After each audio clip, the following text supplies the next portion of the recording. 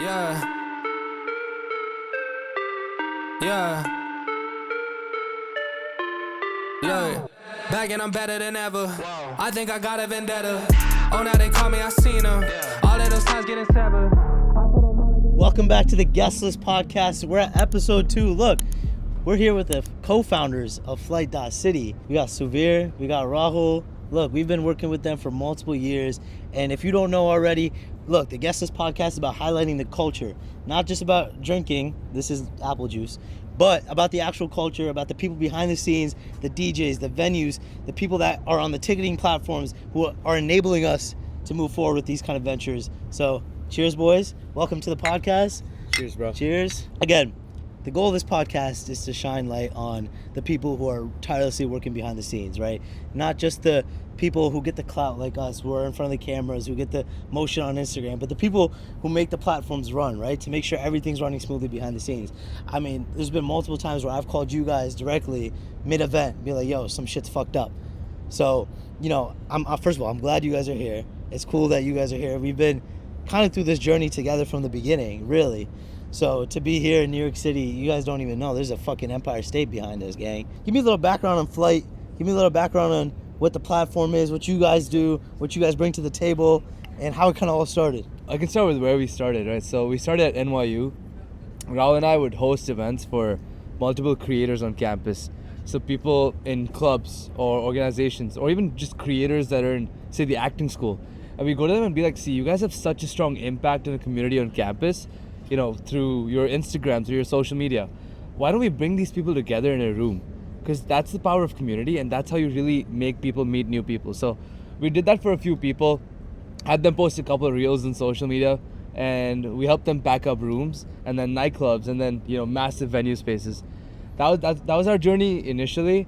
We did that for 5 or 6 people, but then we realized that Rahul and I manually couldn't manage the operations for, you know, more than 6 or 7 event organizers. There were tons of operations. I mean, Harshil, you know this better. 100%. You know, finances, taxes, hiring, you know, managing your team, doing marketing, advertising. So there's so much that goes on. And managing 6 or 7 people manually is easy. Yeah. But there are 960,000 creators out there in the US alone. So we said, why don't we turn all this into tech? And yeah, we started building, and that's been our, I mean, like, I've been involved with you guys from the beginning. Apeiron was one of the first companies on Flite, and it's cool to see, like, the growth, especially in the past, like, a year and a bit, how you guys have, you know, signed some big people and had some big investors kind of on board.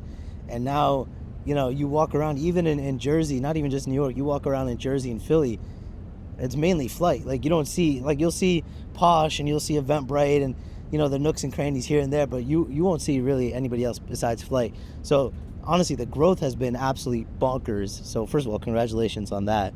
I know you guys have been busting ass to make that shit happen. So it's definitely cool to see. But I want to kind of move forward here and touch on a different topic. Again, I told you we started on Apeiron on Flite, right? We were doing a couple events on Posh, but we were in that trial phase. Like, from our events, what have you guys learned?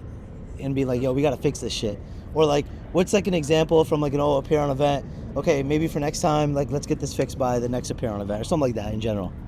One main thing, man, promoter links. Oh, yeah. I mean, from the start, you guys tested out and guinea pigged one of our most important features, getting promoters on, getting them paid. Yeah. Of course, super important for you guys. 100%. And for us, having that run smoothly was crucial in order for us to get our marketing out.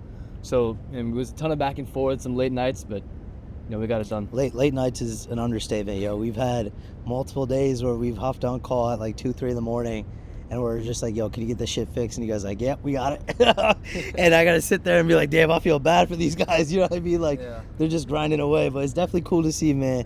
So, like, what's your, I want to know, like, when you guys were first starting, or even now, like, what's the craziest, like, funniest shit that's happened on the platform during an event? during an event, or just like anything in general, like some shit that you would not expect, and you're just like, yo, what the fuck, like what this is. I mean, crazy. We've had people get drunk and then call us, you know, at 2 a.m. in the morning, being like, hey, can you come here and scan my tickets for me? Or, hey, can you come and run the event for me? Where are you? What the hell?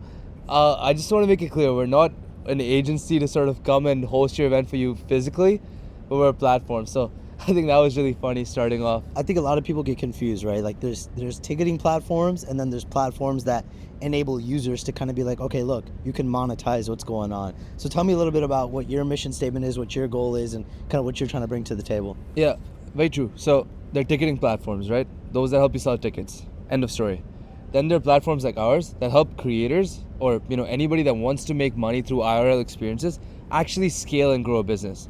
100%. So we help somebody like Harshil, somebody like Apeiron, start their event brands in person and then scale and grow with all the tools that they need. And that's what makes us different from, say, something like a Posh or Eventbrite, which is very focused on helping a consumer find their world or find an event, but less about helping them deal with the operations and the intensive sort of tough tasks that they deal with. I think the way I would describe you guys is you guys are more, I wouldn't say you guys are not focused on the consumer side. Yeah. I think you guys have that dialed down, but then also are so hands-on with the organizers and make shit actually happen. The people that are bringing the events to life, especially when we're dealing with artists that cost an X amount of money and there's 50 million other stresses we got to worry about. The last thing we want to worry about is the platform working properly, or is how this app is so fucking confusing. How do we use it? That's the last thing we want to worry about, especially for someone that's never used the app, like a ticket scanner, for example. You guys made it mad easy just to be like, all right, cool, scan the ticket, you're good, go ahead. Tap to pay, that's another big one. I remember filming the ad for that. Yeah. You know what I mean? So shit like that makes a big difference. So you know what I mean? But I want to move on to a city that's held very dearly to your hearts. Not so much me, but you guys went to school here, NYU. You guys graduated. You guys live here now full time. You guys used to be roommates. Now you live separately. So sad. But talk to me. How has New York kind of shaped the platform? How has New York brought you guys connections? How has New York really elevated Flite in any way possible?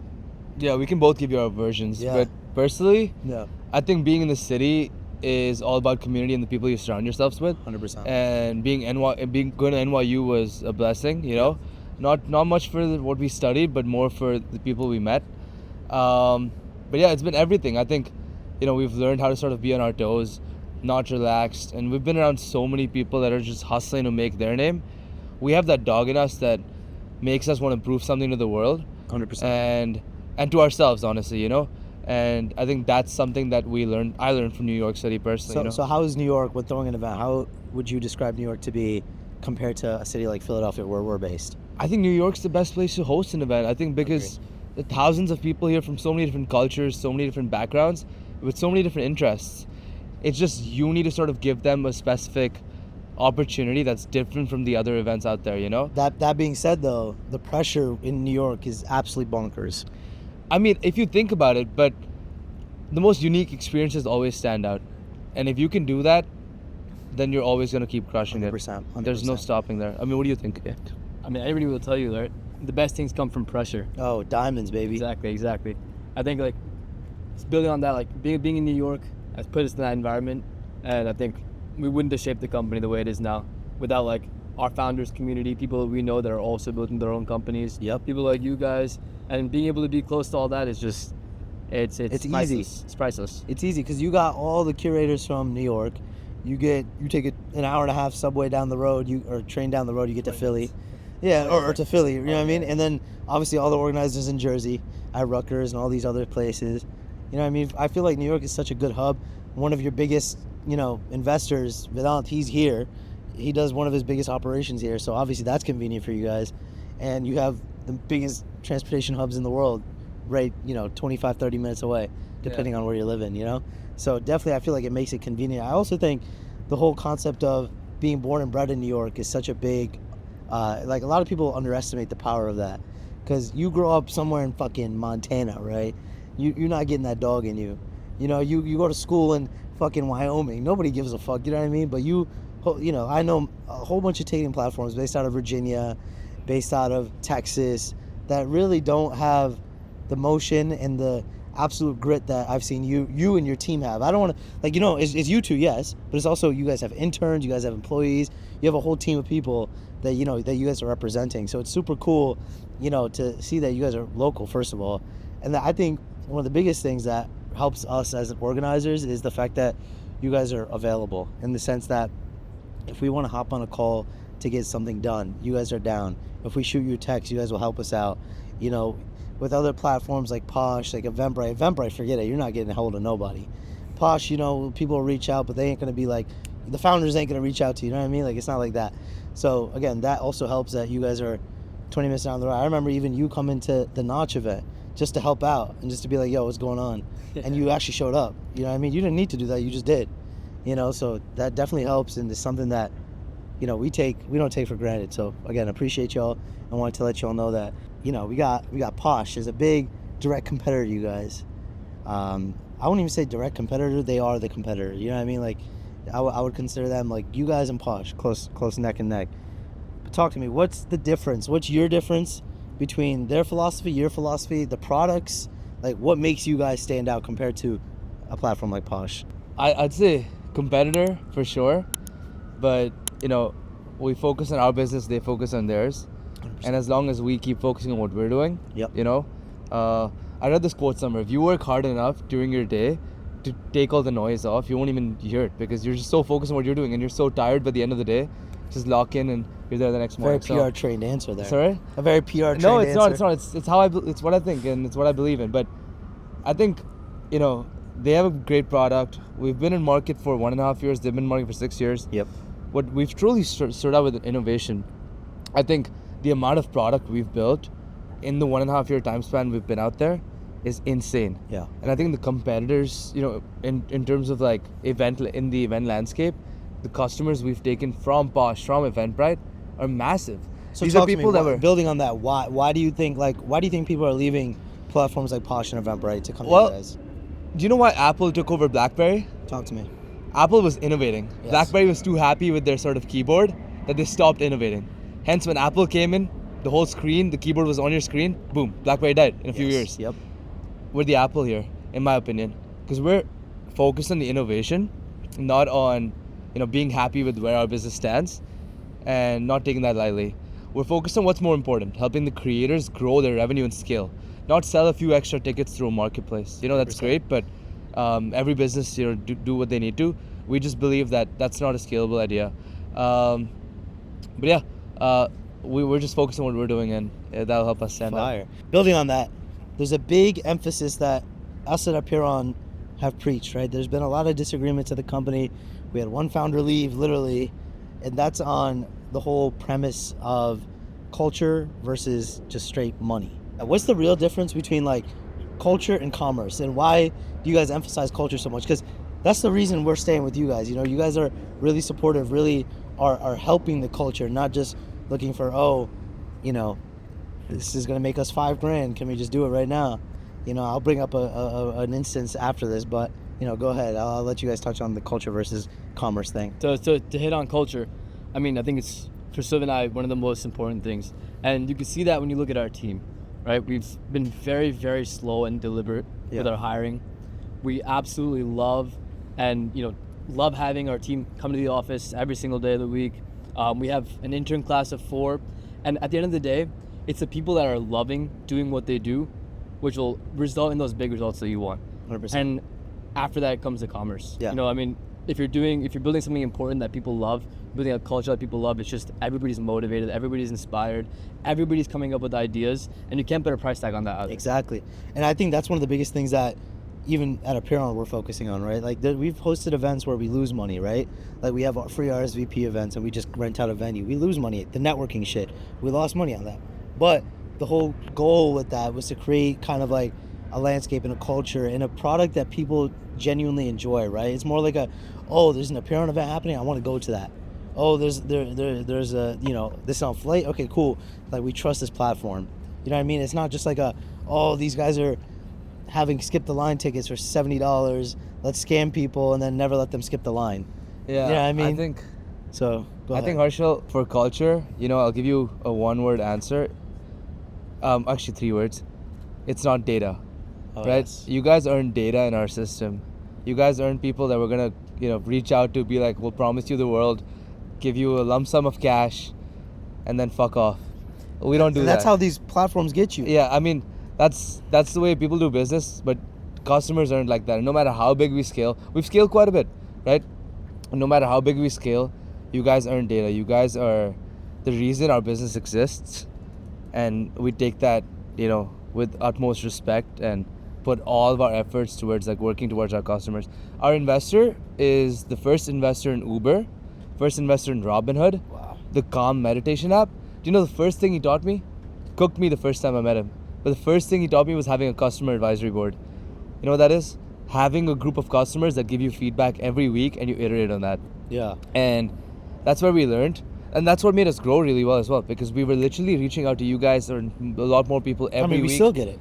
You guys still do, because that's what we are at its core. Flite cares about, you guys are not data. You guys are individuals that can impact a business at a whole. And I think that's really important, because, again, it gets lost in the sauce, especially in these bigger ticketing platforms. I mean, Eventbrite especially. You try to get a hold of them, you're not going to get a hold of them. You know what I mean? So it's like a feedback loop, right? Like with anything, with our events, we're developing a website right now where we write reviews. It's just like a review platform. And we want to hear back from attendees the same way you guys want to hear back from event organizers and also attendees as well. You know what I mean? So I feel like that's the only way you can improve, right? Like shutting out criticism, shutting out, things that people might not always want to hear is the bane of anybody's existence, right? Like you always want to improve. And I think that's one of the coolest things. And I kind of want to pivot here, but I want to know, like, what's one of the hardest things as a startup, essentially, right? Like a startup.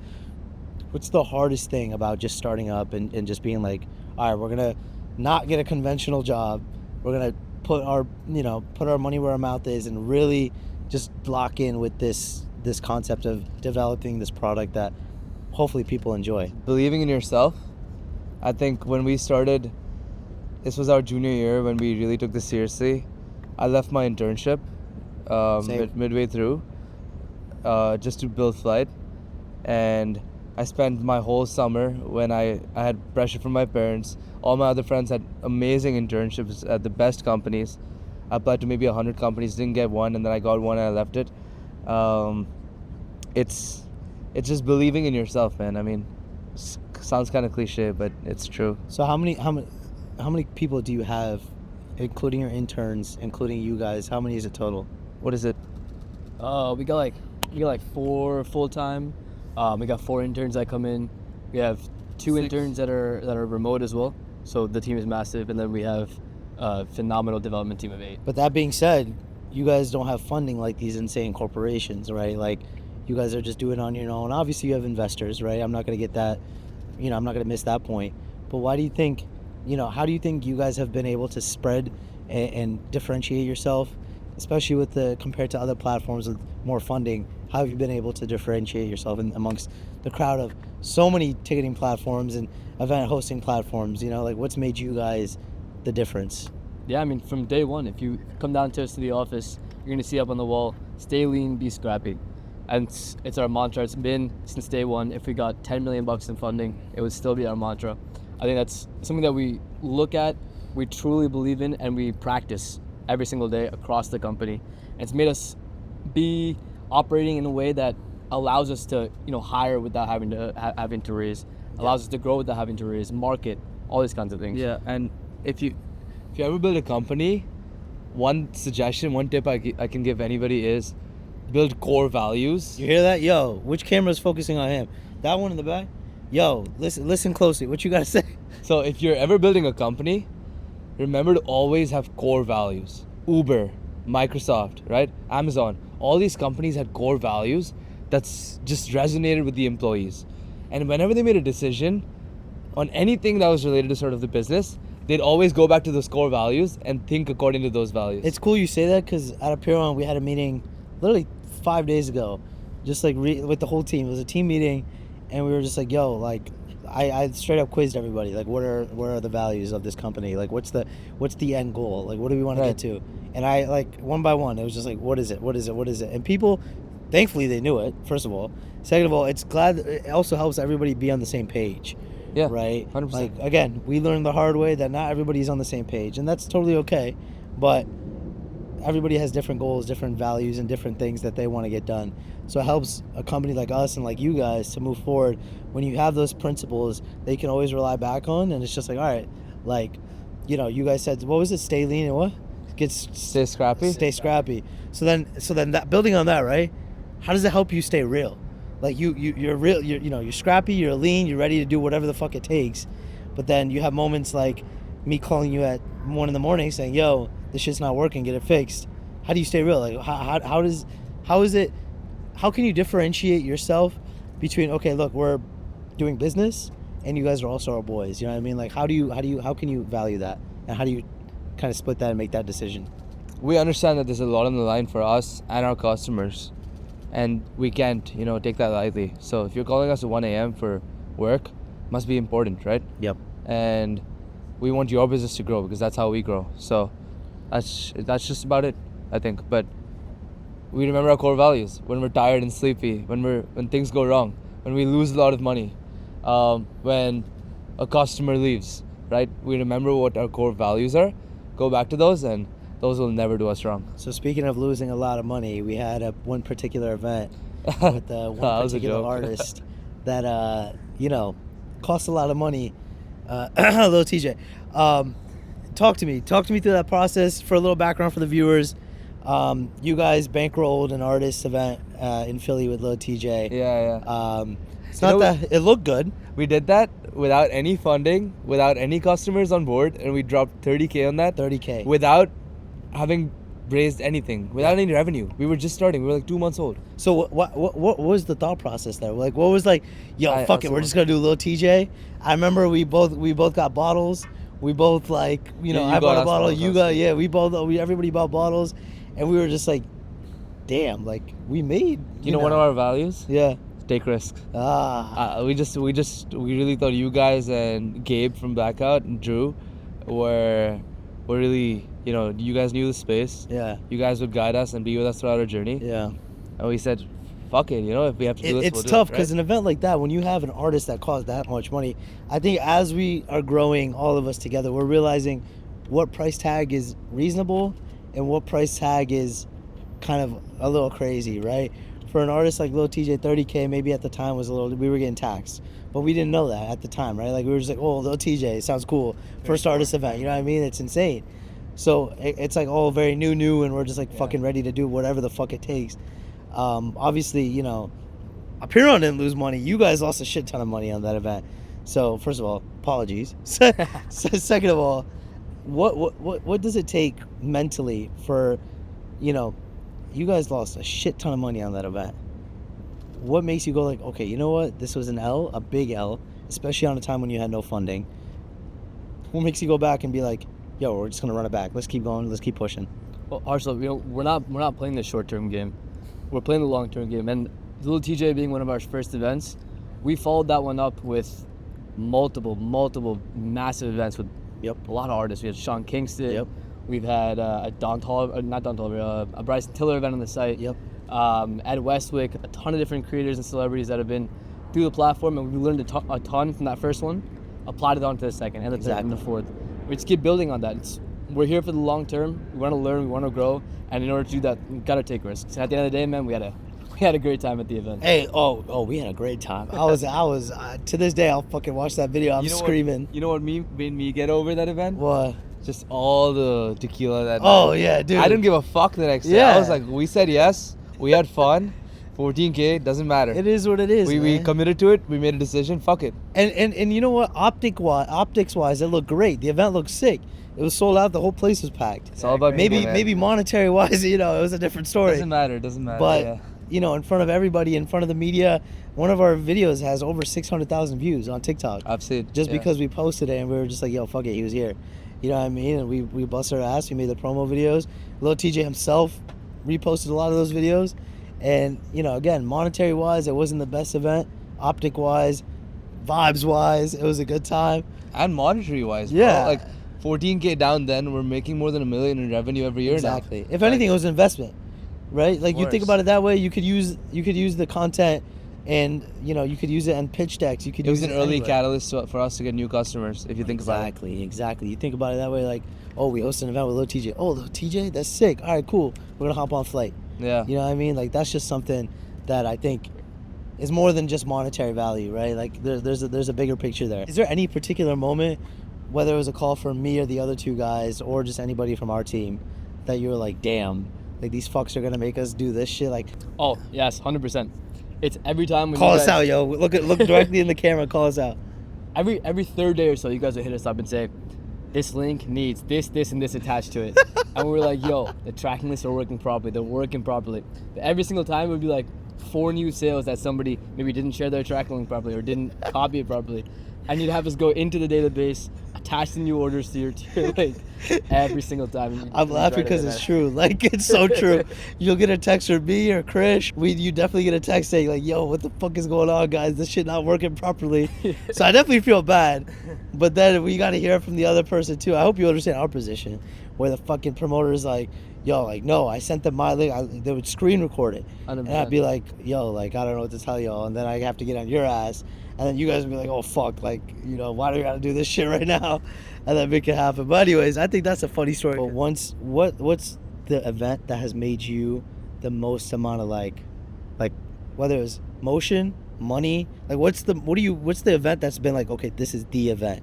Well, okay, so I'll say one for us, and then I'll say one for our customers.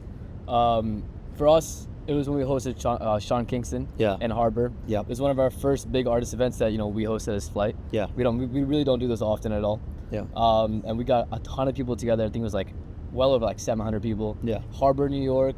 Sean Kingston came. Everybody had a great time. The bar killed it. We killed it with the tables. The content was amazing. The DJ lineups were amazing.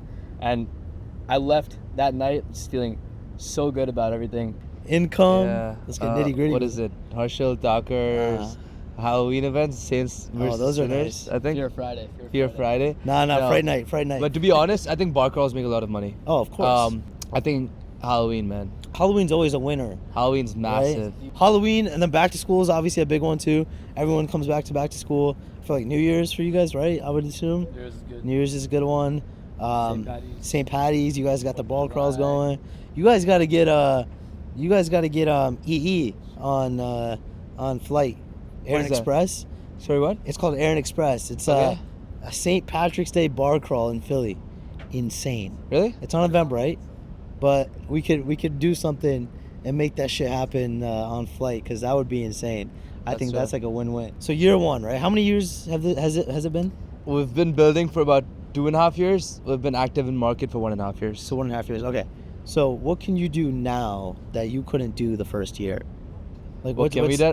What can we do now? What can we do? What can you guys do now Yeah. as a platform, Yeah. as people, as you two and your team? What can you Yeah. guys do now that you couldn't do before? Have employees to yell at? I'm kidding. Frat pledging. I can focus on things that I focused a lot on back in the day. You know, when we started, I'd be at the NYU library until 2 a.m. just drinking beers and coding. I'd be doing sales. I'd be doing marketing. Same thing with Rahul. Rahul would be coding. We'd just be doing everything. Now we can sort of compartmentalize. Yeah. The best advice one of our advisors gave us, he's actually Forbes 30 under 30, Andrew Borick, co-founder of this company called Lunchbox, is if you can hire somebody to do something that you're doing, don't do it anymore. Okay. Because if they can do it, what's your role as a CEO or COO, you know? Hire somebody that can do it. Coding, right? Get an engineer in there. That's not your job anymore. And After a lot certain of the point- times there's people better than you. You know what I mean? Leverage. 100 times better than me. I Yeah, suck. Yeah. exactly. But exactly, if you can give people direction and vision, that's all they need, and then they can do what they specialize in. So getting specialist role players in your company is very important. I think that's key. One thing we're learning at Apeiron, even just my media business, is learning how to delegate properly, and allowing trust in your employees, and allowing trust in people like these guys to come in and be like, yo, first of all, shout out to the behind the scenes team. Darsh, Etta, Om, Shivam, we got the whole gang here back again from episode 1, but we'll start yapping about that after as well. But trusting people like these guys to come in and being like, yo, we trust you to film this shit. It's not gonna fuck up. It's not gonna, and I'm a big control freak. I love being in control. I'm sure everybody's like that in some way, shape, or form. Yeah. But I think the only way you grow as a company is if you're just like, you know what, you guys take care of this. We'll be the face of the brain. You guys handle everything else. We'll just do if something goes wrong, it's on us. You guys don't get the blame. Yeah. You guys get paid. It's a win-win situation. You know what I mean? So I think that's extremely important to grow as a company in general, right? And you touched on it earlier. So I'm glad that, I feel like any entrepreneurial mind has a struggle of letting go, right? You build your baby from the ground up, and you see it grow, and then you eventually gotta trust people to be like, okay, first, as an Apeiron's sake, all right, let's hire social media girls. Let's hire people to run content for us. Okay, yo, HT, you can't be in front of the videos anymore. Thank God. You know what I mean? Like, I can't yell in front of a camera for the rest of my life when I'm 30. So, all right, you got people to handle that. You got people to handle finances. You got people to handle talking to the venue, signing contracts. You know what I mean? So, I think that's a great topic that you guys touched on. First of all, I've had a lot of people reach out to me to talk to you guys. Actually, this is true. I've had a lot of people reach out to me to talk to you guys because they want to build not necessarily a platform to event host, but just something in general. So what does it take to kind of be like, all right, look, we're going to go balls deep in this? And how do you build a platform like Flite when, you know, you have a software engineering job at Google that's making $200,000? You know, what's the thought process? And, you know, if we really want to get nitty gritty, is the salary you're making off of Flite equivalent to something like Google, something like Meta, you know, something like that, where it's a stable income? Well, who knows stable in this economy, but, you know, Well, to build something like Flite, I think the most important part is investing your time into the real problems your customers face, understanding what those problems are, and just being heads down, man. It doesn't matter how good you are at engineering, how good you are at sort of like hosting events, or, you know, what your vision is. As long as you can be a dog, put your heads down, and just not give a fuck about anything else, and just work constantly for two consistent years, and use a lot of AI, you can build something. Without that, give up after 2-3 months. Nothing's gonna happen. So you avoided a question that I asked. Oh, I didn't hear. Sorry. How much money are you making off of Flite? What are you guys spending it on? Well, we've processed over $8 million now. 8 million. That's bullshit. $8 million through Flite in 1.5 years. Crossed over $1 million in revenue. We're a team of 4 people at its core. One is just joined us full time out of the 4. And Rahul and I personally, nothing, man. we live. We That's how it take is our as money founders. to pay our rent, but our employees, they earn money because they're specialists and they need to sort of feel incentivized, and that money is motivating, but we also sort of, you know, they love the space. So that, I mean, as a company, it's important you focus on the employees as well, right? Yeah, Same thing with Apeiron. We make jack shit. We don't take any money out. Christian and I, we don't take nothing out. Ishan as well. We pay our employees though. We pay our social media girls. We pay our outreach people. We pay our video editors, our video people. We pay all those people. So, you know, I resonate heavily with you guys, and I understand that you gotta just tie in the bootstraps, and when the money's there, when the money comes in, then you'll just be like, all right, word, like this hard work was worth the, you know, all the just unpaid nights of eating noodles. You know what I mean? So definitely understand, definitely resonate. I'm sure you were gonna say something. Yeah, man. You take care of your people, they're gonna take care of you. So in companies, you deal with a lot of egos, right? I'm sure you have opinions, the interns have opinions, the full-time employees have opinions. Same thing with Apeiron. We've had opinions. How do you keep each other in check? As founders, how do you guys manage each other's egos? How do you keep each other in check and just be like, yo, you're fucking up. Like, stop messing around. Like, let's be authentic here. Yeah, I mean, okay. So at the core of it, if you're not squabbling, like arguing here and there, you're doing something wrong. Because of course, when people are leading a company, you have ideas, you have thoughts that you think are right. Yeah. And you know they might not be every single time, but you know you hear both sides, you keep an open mind, and you trust that you know you're both there building towards the same purpose. And you know obviously 2 heads are always better than 1. 100%. So you know at the end of the day, you remember that. You of course you want to get your points across. You want to get what you're thinking across, but at the end of the day, you're building towards. I think that's an important point you made, right? Just focusing on the fact that you guys are there for the same purpose, one goal. Whether the approach you take is different from another person's approach, that's a different story. Yeah. But remembering that, okay, look, like we want to make this a successful platform. We want to make this a successful, you know, event hosting company. How are we going to do that? All right, you know, some person wants to do club events. Some person wants to host a festival in the future. Some person wants to host, you know, networking stuff and things for the community.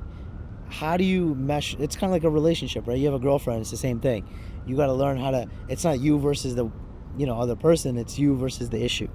And I think remembering that is super, super important, especially as people that freshly out of college that have a lot of pressure to make shit work. You know what I mean? Like, I'm sure you guys get it from your parents as well. It's like, all right, cool, you guys don't have a job, but like, what the fuck are y'all doing? Like, oh, we have a ticketing platform. How do you explain that to your parents? You know what I mean? Like, how's the conversation with your parents been regarding Flite? I'm just curious on that as well. Yeah, I mean, honestly, incredibly supportive. Fire. They've always been this way from the start, and I appreciate them for that a ton. I've never felt like, you know, pressured to go one way or another, and that's crucial. Having that support is vital for building in this headspace. Yeah, my parents are dogs like me, bro. They don't give a fuck. Like, That's fire. no, they trust me. They believe in me. If your parents believe in you, they'll just give you advice, but they know what you're doing, and you know what you're doing. And as long as they can see that, you're chilling. What's been the most frustrating moment for you guys as a company to deal with in general, whether that's dealing with people like us, Yeah. dealing with employees, dealing with other competitors? What's like the craziest story that you have in any situation? Yeah, I think, you know, building a company is about the bigger picture, right? When Facebook first started, nobody knew it would be meta the way it is right now. Yep. People don't see that. People think our competitors have 10 more employees than us or X amount of funding, you know, compared to us. That's not what makes the difference, and that's been a little frustrating seeing, which, you know, a lot of our potential customers don't even look at Flite as a company, as a product, even before they can see any of that. They see how many employees we have or how much funding we have and make a decision if they want to work with us or not. It's not about that. It's about the value. Instagram sold for, I don't even remember, $1 billion, I think. Yeah, and bootstrapped, right? Really, really small team. Yeah, really small team, but they built it, right? And it's incredible now. It's a part of all of our lives. This is going to be on Instagram. So I think that's frustrating, but the people that actually see the vision, understand the bigger picture, and those are the people we want to work with, because they're the ones that want to grow to a larger scale and, you know, touch the sky. Yeah. And so do we. So we face that, but we get over it pretty fast as well. So then talk to me. What is say 5 years down the line, 10 years down the line? Yeah. What's the future of Flite? Like, where are we seeing Flite, and what do you want to see to make happen? You know, we got 5 minutes, so I really want to get nitty gritty with this question. Yeah, it's to build an ecosystem, man, where we're not a ticketing platform. We're an operating system for these creators and a backbone to their businesses, so they can start and scale and make money right outside of content itself. We're in nightlife right now. We've transitioned to yoga classes. If you go on Flite, there are tons of yoga classes. We're moving to fitness, other experiences. People go to events to find their community, to meet people that they can relate to. Exactly. Of course, going to a nightclub is great. It's great entertainment, you know, peace of mind, but it's not for everybody. Exactly. You don't meet your 5 best friends at a nightclub every Friday at, you know, Lucy's in New York. But what you do meet your friends playing basketball. You do meet your friends shooting podcasts, setting up cameras, you know. And I think that's super like, cool. Sorry, don't mean to interrupt you. Yeah. I think that's super important because at Apeiron we're doing the same thing, right? Like, yeah, the nightclub events are cool. I mentioned on the last podcast, we want to start hosting festivals. We want to start hosting things that, you know, concerts and shit like that, where we can really bring a community out of people that are like-minded, rather than just being like, okay, let's get drunk on a Friday night and have fun with bottles and tequila. You know what I mean? Obviously, that part's cool too. I mean, I'll be there, but... Yeah, do you know how people connect? People connect when they're in their comfort zone. 100%. And doing something they love, because that's when they feel good. And when you feel good, you get out of, you know, you want to mingle and meet new people. Yeah. But being at a nightclub just drinking is great, and at times it helps you, but it's not for everybody. So playing a sport, we love sports, right? 100%. What's the biggest impact of playing a sport? Bro, you just it meet brings people. out energy from you that nothing else does. Exactly. But there are different types of people. There are people that play video games. They love going to these conferences so they can meet people that know the space that they're experts at. So we want to enable that in the long run. 100%. So we have 3 minutes, and I Yeah. kind of want to get to know, like, if you were to say one thing to the version of yourself that, you know, on day one of developing Flite, or day one of developing anything, what is that one thing you would tell yourself from that person 2 years ago? I would say trust in your ability to be consistent, because, you know, when things get hard, it's very easy to say, I'm not going to do this anymore, and you know, take the easy route out. But that consistency is just something that I've built up just over time with Flite, and just working on myself, and honestly, it's paid dividends. I think it's invest in content. I think every company in the future is 50% a tech company, 50% in, hospitality company, whatever it is. Media. But 50% a content company, Yep. man. No matter how big you are, content is the future. It's marketing, and especially social media content, right? Yep. I think like Reels, You TikToks. don't got to tell me twice. I know. All these fucks behind the camera. I'm Yeah. getting that shit across. I know, but that's it, man. I feel like I wish we invested in it in the start. It's not something we did. We have been doing recently. You're gonna see we're literally hiring a full-time team member. By the way, if anybody wants to apply, please do. How can they apply? A full-time content creator, join Flite. Just email me, Suvir at Flite.city. Companies are 50% content companies, 50% just whatever they do, tech, Listen, whatever it is. I'll say it again. I've said it multiple times. I'll say it again. I said on my YouTube video recently, there are 50 million people better than me at making a video, editing a video, right? Yelling in front of a camera. But motherfucker, I know how to post online. And that's the reason Apeiron started in the first place. We focus so much on content. You guys do that really well. Yeah. To be honest, Rahul and I notice that a lot. Especially you. You're always yelling in front of the camera. I love it though. I love it. Yeah, I mean, I can only do that for so long. Yeah. But, that's when you get other people involved. And that's when you get people that, that are doing social media full time involved and stuff like that. So, again, one last thing. If you were to tell a kid on the street right now, what are you telling him who wants to develop a platform like Flite or just anything, develop anything on the internet? What are you telling them outside of, create content? I'm talking mentality wise. What are you telling them? Oh, mentality-wise, not like Mentality-wise. space-wise? Not. Yeah, you could. I mean, whatever you would. If you're a younger kid on the version- streets that wants to start a company, invest in 3 things, right? A massive market, AI, and just pure grit. Pure grit. I think that's it. And consistency over motivation. I think that's important, by the way. Consistency over motivation. You're not gonna get fucking motivation every day. No. But goddamn, if you show up, you're gonna make some progress. Exactly. But AI, man, it's Oh the yeah, future, bro. it's the future. It's more I people. talk to ChatGPT more than I talk to my own friends now. Yeah. You know what I mean? Like, So does my mom, yeah. Rahul, anything that you wanna say, and then we'll wrap up. If you know what you want to do, get started. Don't hesitate. The hardest step is the first one. So that's all. 100%, bro. One of my favorite sayings is, the best time to start is now.